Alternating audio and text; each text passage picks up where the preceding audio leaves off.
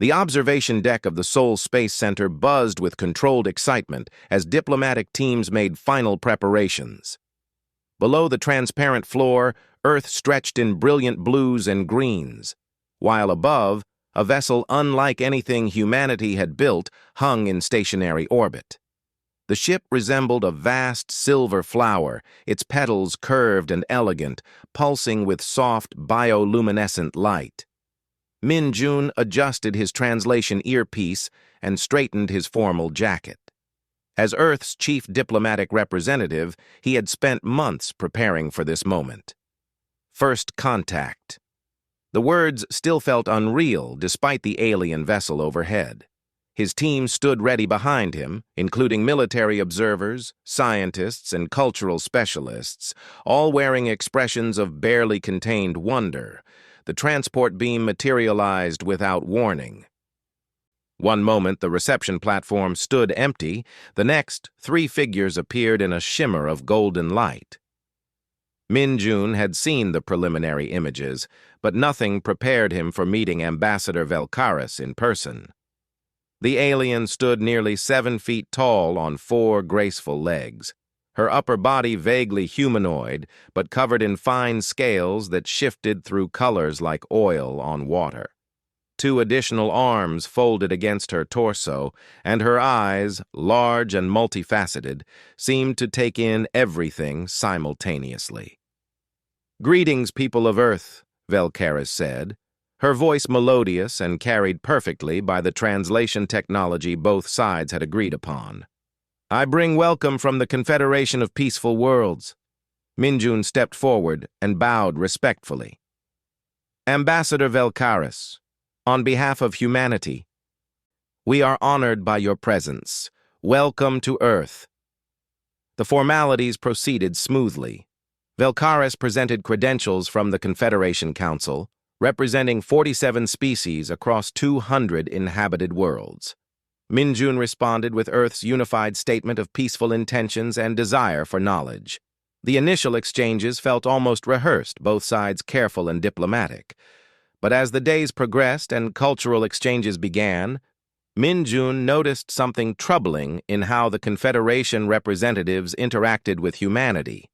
There was kindness in their words, certainly, but also a patronizing quality he could not quite name. When Velkaris spoke of humanity's impressive achievement in developing faster-than-light travel, her tone suggested a parent praising a child's drawing. The confusion crystallized during a tour of the National War Museum in Washington. Min-jun had included it in the itinerary as part of showcasing human history and culture. Velkaris and her team moved through the exhibits with what appeared to be profound bewilderment. "You preserve these artifacts?" Velkaris asked, her scales flickering deep purple as she studied a World War II fighter plane suspended from the ceiling. "Weapons of mass violence, displayed as cultural treasures?" "We preserve them as reminders," Min-jun explained carefully, "so we never forget the cost of conflict." "How curious," one of Velkaris's aides murmured, examining a memorial wall listing war casualties. "So many conflicts. Your species fought itself repeatedly?" "Yes," Min-jun admitted. "For most of our history, different human groups were in conflict. We nearly destroyed ourselves several times before we achieved global unity." Velkaris's scales shifted to a pale blue he had learned indicated concern. "This is exactly why the Confederation exists. Young species often struggle with violent impulses. You need guidance to move past this primitive phase." Min-jun felt a flash of irritation but kept his expression neutral. "We appreciate the Confederation's willingness to share knowledge. However, I should clarify that humanity has moved past those conflicts. We have been globally unified for 3 generations now. These museums exist because we choose to remember, not because we glorify violence." Of course," Velkaris said, in that same gentle, condescending tone. "The fact that you recognize your violent past is commendable. Many young species deny their primitive origins. With proper mentorship from elder species, humanity will fully transcend these unfortunate tendencies. The formal negotiations concluded a week later. The Confederation offered Earth membership with protected status, a designation reserved for newly spacefaring species requiring guidance and protection. Humanity would have limited voting rights and would be expected to follow Confederation law regarding resource extraction, territorial expansion, and conflict resolution. In return, they would receive access to certain technologies, trade opportunities, and military protection. Min-jun and his team debated the offer extensively. The restrictions chafed, but the benefits were substantial. More importantly, isolation seemed unwise when they had just learned they were far from alone in the universe. "They treat us like children," observed General Park, one of the military advisors. "Did you see their reaction to our defense installations? They seemed disturbed that we maintain a standing military at all." "The Confederation has evidently achieved peace through completely different means than we did," Min-jun replied. "Perhaps their condescension comes from genuine concern rather than contempt." "Perhaps," Park said doubtfully, "but I do not trust any organization that views military preparedness as primitive." Despite reservations, Earth's Council voted to accept the Confederation's offer. Min-jun delivered their formal acceptance to Valkaris, who received it with obvious pleasure. "A wise decision," she said warmly. "You will find the Confederation to be a community of support and growth. Your species shows great potential. In time, with guidance, you will leave behind the shadows of your violent past and join us as true partners in peace." Min-jun smiled politely, though Park's concerns echoed in his mind. The Confederation seemed genuinely benevolent, their peace apparently real and long-standing. But their confidence in their own superiority, their certainty that humanity needed to be taught how to be civilized, suggested a dangerous naivety. As Valkaris's ship departed Earth, carrying with it the signed agreements and cultural exchange data, Min-jun stood again on the observation deck. He thought of the war museums, the memorials, the carefully preserved history of human conflict. The Confederation saw these as evidence of primitive brutality. Min-jun wondered if they understood the deeper truth. Humanity remembered its wars not because they glorified violence, but because they had learned through terrible cost exactly how destructive conflict could be. The Confederation had achieved peace. But Min-jun suspected they had never truly known war. He hoped, for everyone's sake, that they would never need to learn the difference. The emergency session began without the usual diplomatic pleasantries. Ji-won watched from the human observer gallery as Confederation representatives filled the council chamber, their various forms creating a spectacular array of colors, shapes, and sizes. The atmosphere, usually calm and measured, crackled with barely controlled panic. "3 more colony worlds have gone silent," announced Council Speaker Therax, a being whose crystalline body refracted the chamber's light into rainbow patterns. "The Vrax Collective has penetrated our outer defensive perimeter. Conservative estimates suggest we have lost 17 million civilians in the past 2 weeks. Ji-won felt her stomach tighten. As humanity's military liaison to the Confederation, she had been reviewing the strategic reports with growing horror. The Vrax Collective, a predatory species from the Galactic Rim, had swept into Confederation space with brutal efficiency. What shocked her more than the attacks themselves was the Confederation's response, or rather, their lack of one. Ambassador Valkaris stood, her scales flickering the deep red that indicated distress. "We have deployed our peacekeeping fleets to evacuate the threatened worlds. Our defensive stations are being reinforced according to protocol." "Evacuation," Ji-won muttered to herself. "They are just running?" Her assistant, Lieutenant Kim, shook his head in disbelief. "They have had 4 major engagements with the Vrax. In every single one, they retreated after the first casualties. They are not even trying to fight back." Ji-won pulled up the tactical data on her tablet. The Confederation military was not small. They maintained thousands of ships across hundreds of systems. But as she analyzed their deployment patterns and engagement records, a disturbing picture emerged. The Confederation had not fought an actual war in over 6 centuries. Their military existed primarily for disaster relief, piracy suppression, and what they called peace enforcement, which seemed to involve little more than creating blockades and waiting for conflicts to resolve through negotiation.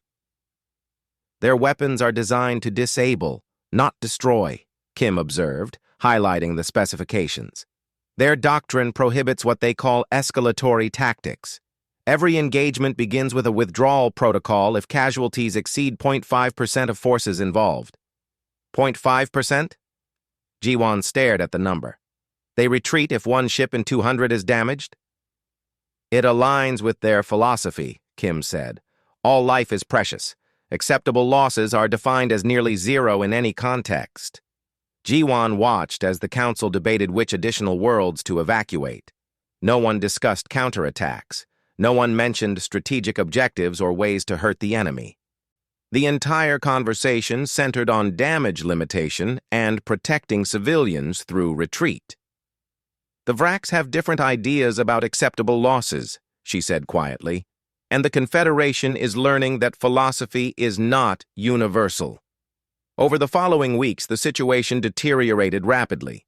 The Vraks, encountering virtually no resistance, accelerated their advance. Their strategy was brutally simple. They jumped into a system, destroyed orbital defenses with overwhelming firepower, and claimed the territory. The Confederation response remained consistent. Evacuate civilians, retreat to the next defensive line, send diplomatic overtures requesting negotiation. The Vraks ignored every diplomatic message. Ji-won compiled her reports with increasing urgency.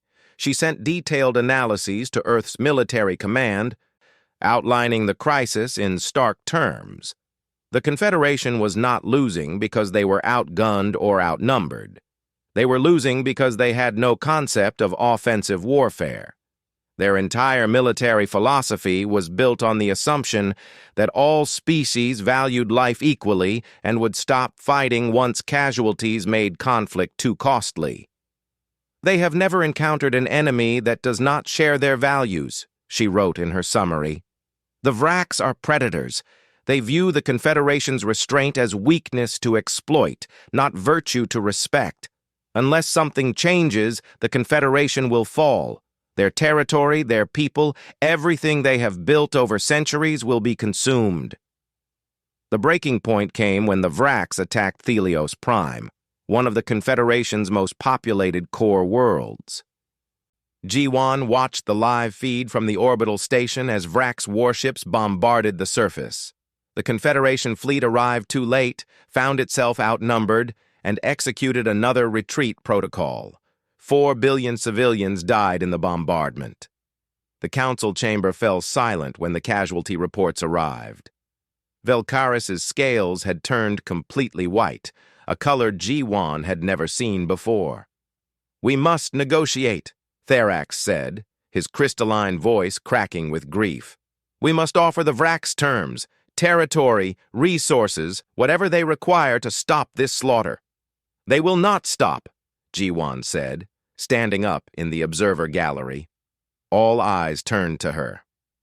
"Ambassador, Speaker, esteemed representatives, I apologize for speaking out of turn, but you need to understand what you are facing. The Vraks are not fighting for territory or resources. They are fighting because conquest is their nature. Negotiation will be seen as weakness. Retreat will encourage more aggression." "Then what do you suggest, Observer Ji-won?" Velkaris asked, her voice hollow. "We cannot change our nature. We are not warriors.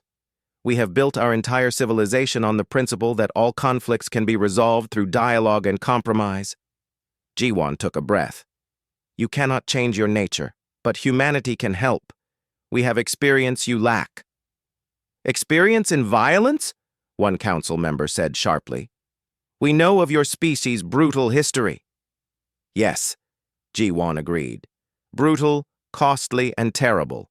We nearly destroyed ourselves learning how to wage war. But we did learn. We learned what works and what does not.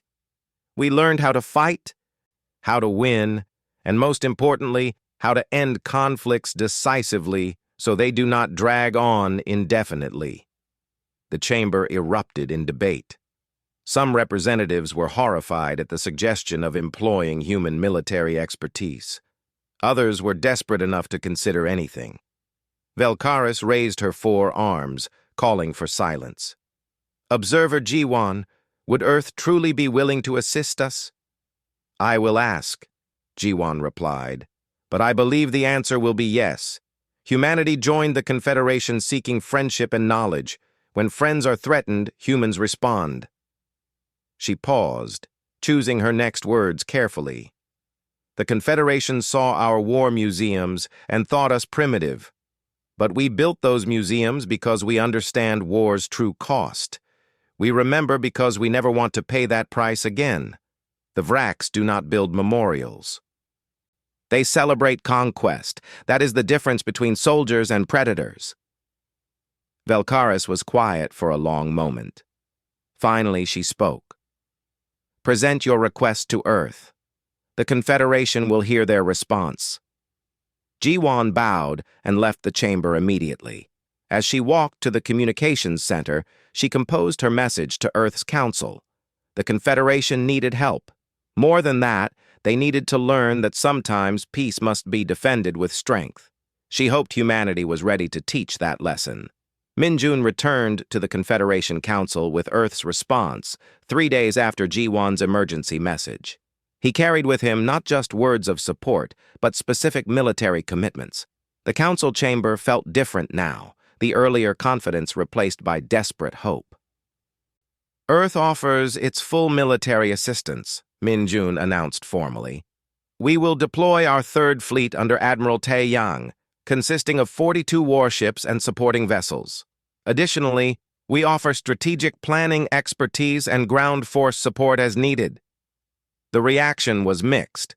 Some representatives showed visible relief while others shifted uncomfortably. Velkaris spoke for many when she asked, Minjun, we are grateful, but we must be honest. Your species only joined the Confederation months ago.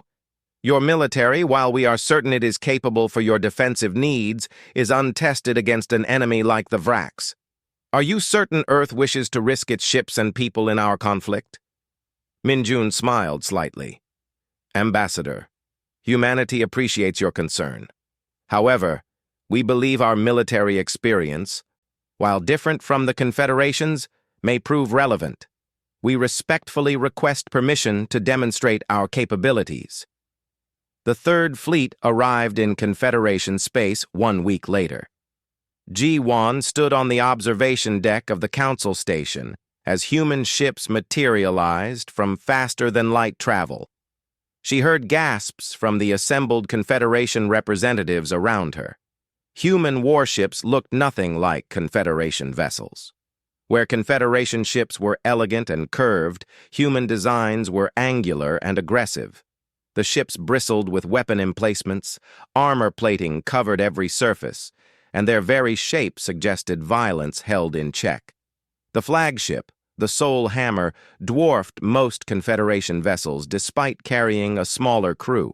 Every line of its construction screamed a single purpose: war. Admiral Tae Yang materialized via transport beam, accompanied by his senior staff. He was a compact man in his 50s, his gray-streaked hair cut military short, his uniform stark and functional. He bowed to the assembled representatives, then got immediately to business. I have reviewed the tactical situation, he said without preamble. With respect, your defensive strategy is guaranteeing defeat. The Vraks have momentum, superior positioning, and no reason to stop their advance. You are reacting to their moves instead of forcing them to react to yours. Admiral, Therax began, we understand human military culture differs from ours, but surely you can see that offensive operations would only escalate the conflict. The conflict is already escalated, Tae Yang replied flatly. 4 billion dead on Thelios Prime. How much more escalated can it become? The Vraks are not going to negotiate. They are going to keep attacking until they have consumed everything you built.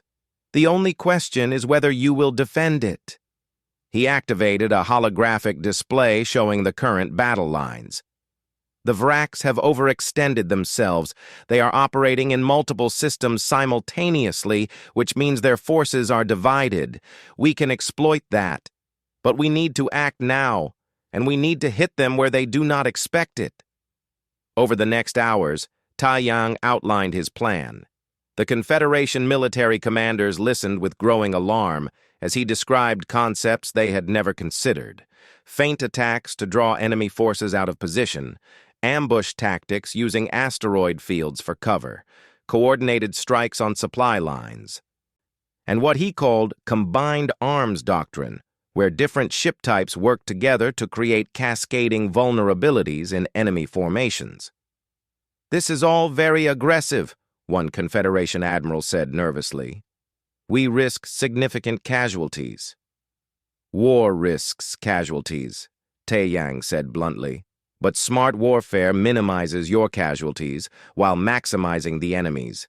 That is the entire point of tactics." The first joint operation launched 3 days later. The Vraks had established a forward base in the Arcturus system, using it to stage raids on nearby Confederation worlds. Confederation forces had attempted to dislodge them twice, retreating both times after taking minor damage. Taiyang's plan was simple, but to Confederation thinking, audacious. A small Confederation fleet would approach the system openly, appearing to be another conventional attack. When the Vraks fleet moved to engage, the human Third Fleet would jump in behind them, cutting off their retreat and catching them in a crossfire. Jiwan watched from the Soul Hammer's command deck as the operation unfolded. The Confederation fleet approached exactly as planned, and the Vraks responded predictably, confident from their previous victories. Their ships moved to engage in a standard formation. "All units, execute jump," Taiyang ordered calmly. The Third Fleet materialized in perfect formation behind the Vraks ships. Jiwan had seen the maneuver practiced dozens of times, but witnessing it in actual combat was breathtaking. 42 human warships appeared as one, their weapons already powered and targeted. "Fire," Taiyang said. The human fleet opened up with coordinated precision. Railgun rounds, plasma torpedoes, and directed energy weapons struck the Vraks ships from angles they had not protected. The Vraks tried to turn and fight, but they were caught between two forces. Human point defense systems intercepted their return fire while Confederation ships, following human tactical guidance, maintained pressure from the front. The battle lasted 17 minutes. When it ended, the Vraks' forward base was destroyed and their fleet was shattered. 23 Vraks warships lay disabled or destroyed. The human fleet had taken damage to 7 ships, none critical. The Confederation fleet had not lost a single vessel. Silence filled the joint communication channel. Then Velkaris's voice, shaky and awed, broke through. "Admiral Taiyang, I have never witnessed anything like that. The precision, the coordination, the sheer efficiency of your tactics." "This is what we do," Taiyang replied simply. "War is not honorable or noble. It is a problem to be solved, preferably quickly and decisively. Every day a war continues, more people die. Efficiency in warfare is mercy." Jiwan watched as the Confederation representatives processed what they had witnessed. Their ships had been fighting the Vraks for weeks, always retreating, always on the defensive. The humans had arrived and in less than 20 minutes achieved what the Confederation could not. They had hurt the enemy badly enough to make them hesitate. "How many wars has your species fought?" one Confederation officer asked quietly. "Thousands," Taiyang answered. "We fought each other for millennia. We learned, through terrible cost, how warfare works. We learned what succeeds and what fails. We learned that hesitation in war does not save lives. It prolongs conflict and increases suffering. He turned to face the Confederation commanders directly. You have never had to learn these lessons. You built peace without understanding violence. That is admirable, truly. But the Vraks understand violence very well. If you want to survive this, you need to let us teach you what we know. Velkaris's scales shifted through colors Jiwan could not interpret. Finally, they settled on a deep blue.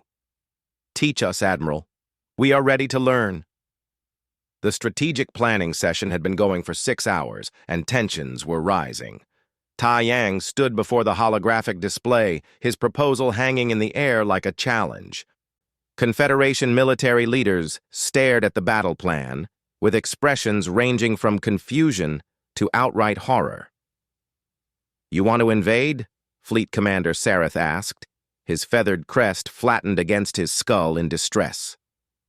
Admiral, we have barely stabilized our defensive positions. Launching an offensive into Vraks-occupied territory is madness. It is necessary, Tai Yang replied calmly. The Vraks currently occupy 17 Confederation worlds. They are fortifying those positions, enslaving the populations, and using the captured resources to build up their forces. Every day we wait, they grow stronger. Defense alone will never end this war. But the casualties, Velkaris protested. An invasion would cost lives on both sides. How can we justify that? How many lives are being lost right now on those occupied worlds? Jiwan interjected from her position at the table. How many of your people are suffering under Vraks occupation? Defensive warfare feels safer because you can track your own casualties easily. But prolonged war has costs you are not counting. Tai Yang expanded the holographic map. We will start with Caldris 4. It is a lightly defended agricultural world that the Vraks captured 3 weeks ago. The population is largely intact. We can liberate it with minimal risk. More importantly, success there will demonstrate that the Vraks can be beaten on the ground, not just in space. Ground combat? Sareth looked disturbed. The Confederation has not conducted ground military operations in centuries. We evacuate civilian populations rather than fight in inhabited areas. Then you will observe while human forces handle it, Tai Yang said. Watch what we do. Learn how invasion works. Then decide if you want to help. The human assault force arrived at Caldris 4 1 week later. Jiwan led the ground component personally. 3,000 Marines equipped with adaptive armor, advanced weapons, and extensive training in urban and rural combat operations. She stood in the dropship's hold as they descended toward the planet's surface, reviewing the tactical data one final time. The Vraks had established control over Caldris 4's major cities with minimal forces, relying on fear and brutal reprisals to keep the population compliant. Their occupation force numbered roughly 5,000 troops concentrated in fortified positions. They had not expected anyone to challenge them. We go in fast, we hit hard, and we minimize collateral damage, Jiwan told her officers. Remember, we are here to liberate, not conquer. Every civilian we save is a victory. Every building we preserve is a bonus.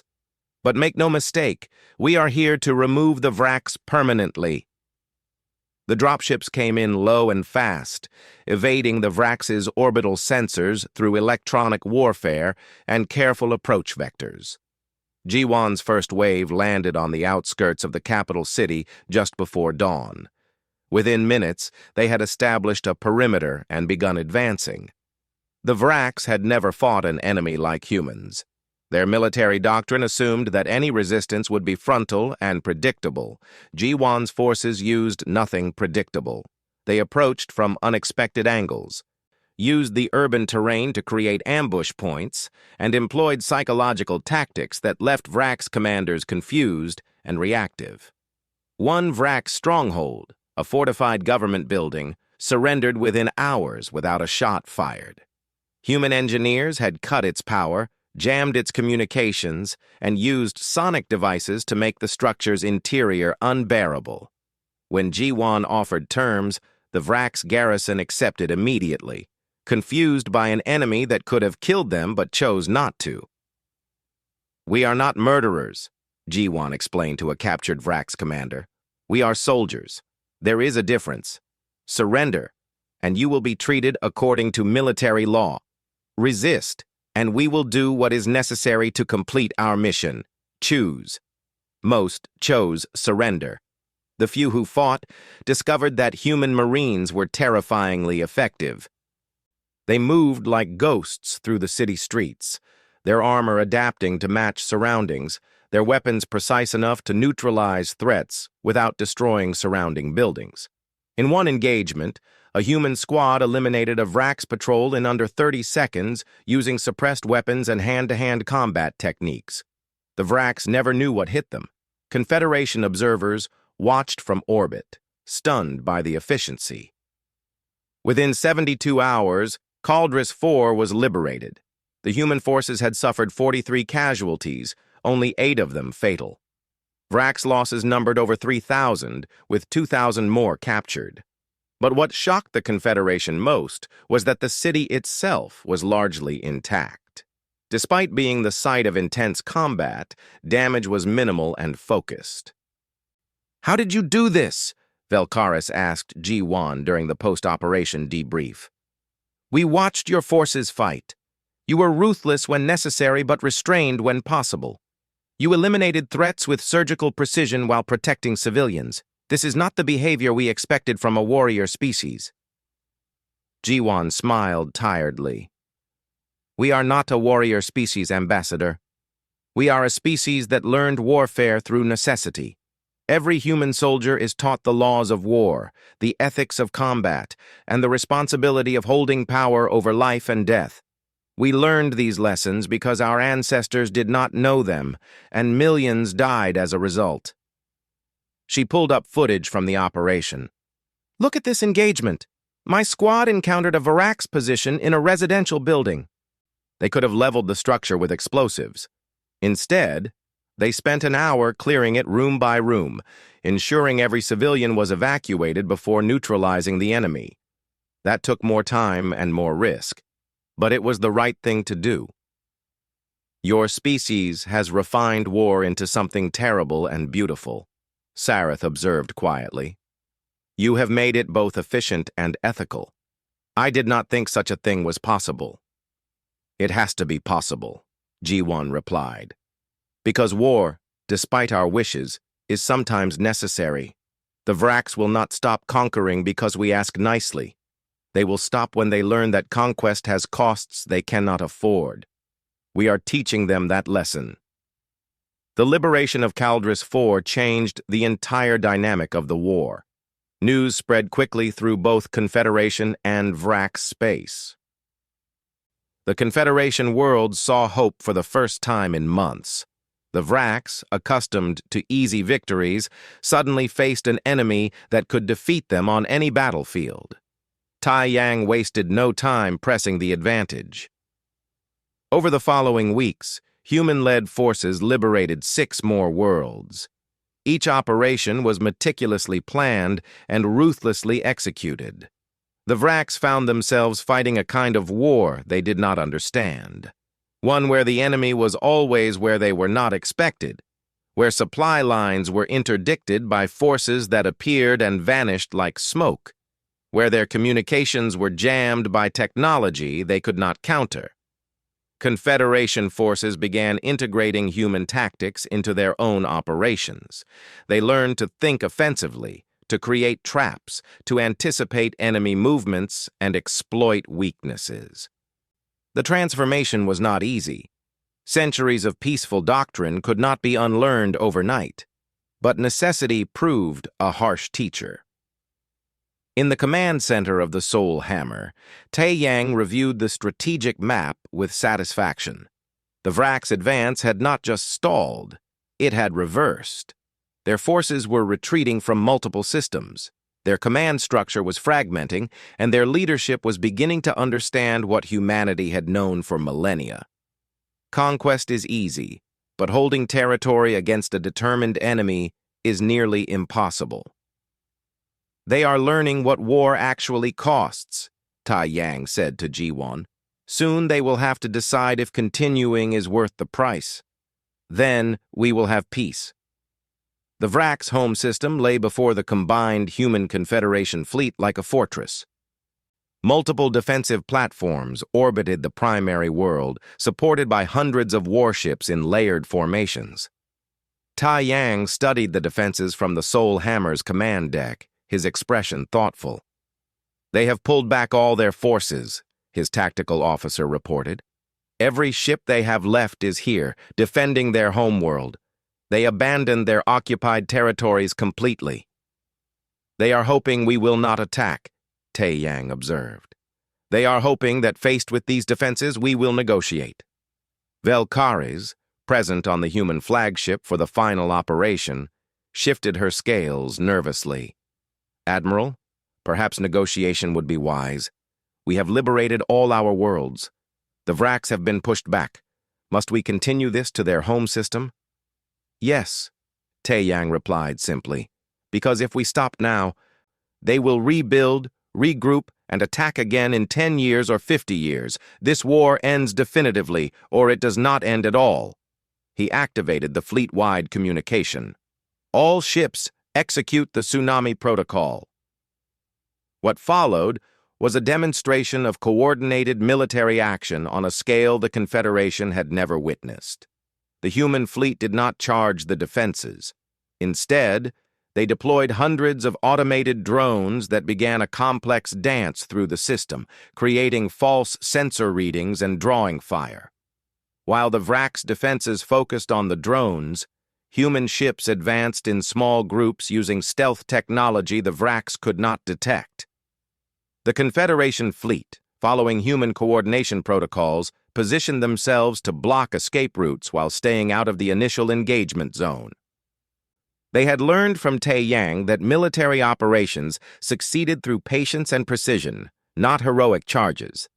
When the human fleet struck, it was from 5 different vectors simultaneously. Targeted missile strikes disabled defensive platforms, while electronic warfare systems disrupted Vrak's command and control.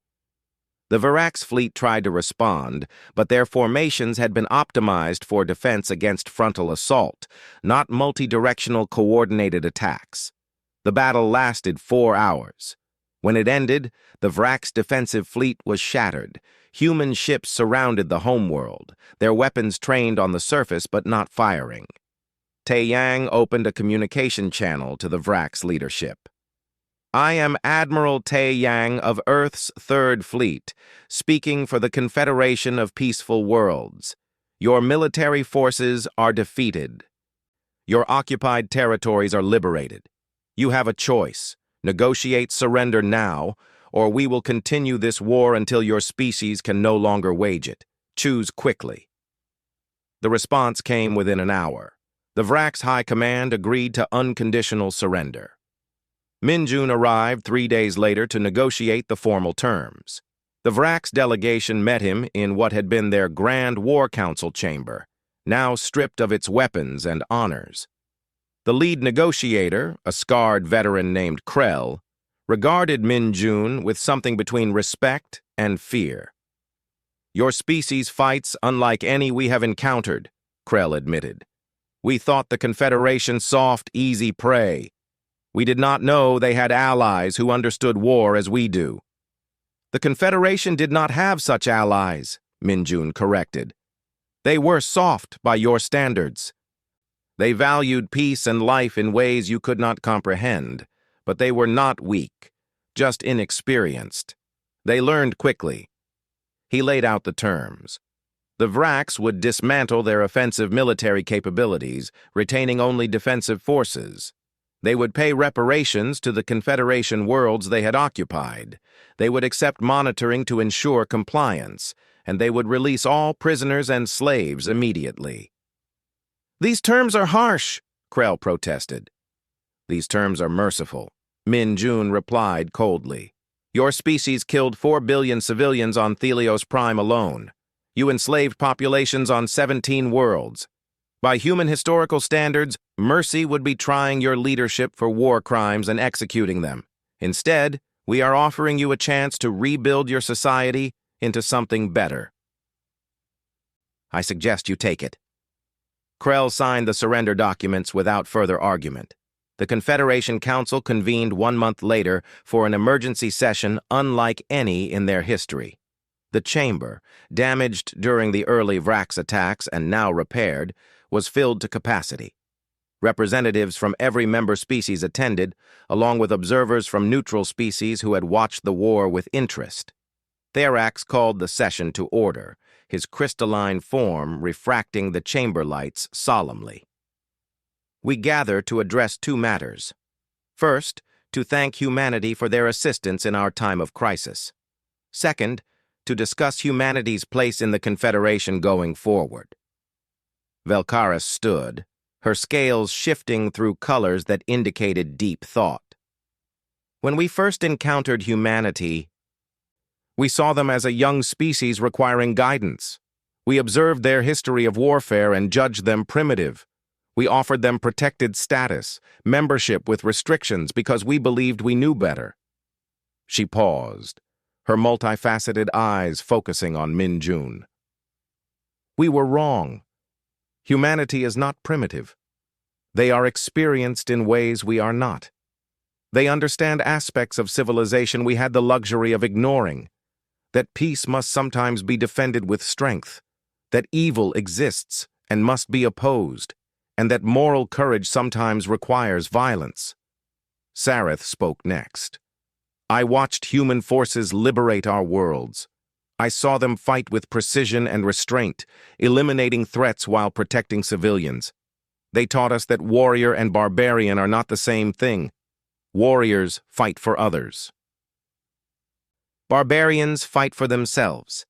Humanity proved they are warriors." Taiyang stood when invited to address the council. "The Confederation was built on beautiful ideals," he said. "Peace, cooperation, the sanctity of life. These are principles humanity shares and respects. But ideals without the strength to defend them are wishes, not principles. You learned a hard lesson, that the universe contains those who do not share your values." He looked around the chamber. "Humanity does not celebrate war. We remember it. Every memorial, every museum, every monument you found disturbing exists because we understand war's true cost. We became good at war because we wanted it to end. We studied violence so we could prevent it. That is what you saw in this conflict. Not savagery, but the application of terrible knowledge in defense of something worth protecting." Jiwan spoke last. "My people have a saying, those who forget history are doomed to repeat it. The Confederation forgot that peace requires guardianship. You built a beautiful civilization, but you built it without walls. The Vrax reminded you that predators exist. Humanity helped you build those walls. Now you must decide what kind of Confederation you want to be." The vote was unanimous. Humanity would not merely join the Confederation as full members. They would hold a permanent seat on the Security Council, with responsibility for military defense and strategic planning. Human advisors would help restructure Confederation military forces, not to make them aggressive, but to make them capable of defending their values. Min-Jun accepted on Earth's behalf.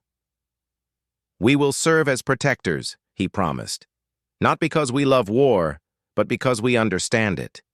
We will teach what we know so that future generations of all species can live in the peace you built. And we will remember always that the purpose of strength is to defend those who cannot defend themselves." As the session concluded, Velkaris approached Min-Jun privately. "I must apologize for my earlier condescension. I thought your war museums were relics of primitive thinking. Now I understand they are reminders of wisdom earned through terrible cost." "No apology needed," Min-Jun replied. "You built a civilization of peace. That is an achievement humanity still strives toward. You needed to learn about war. We needed to learn about peace. Perhaps together, we can build something better than either of us could alone." The galaxy entered a new era. the Confederation remained dedicated to peace, but now understood that peace was a choice that required the strength to defend it.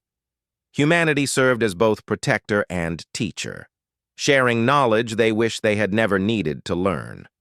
And in time, other species came to understand that humanity's greatest strength was not their skill in battle, but their unwavering commitment to ensure that battle served justice, never conquest. The war museums remained, as they always would, silent witnesses to the cost of conflict and the value of peace.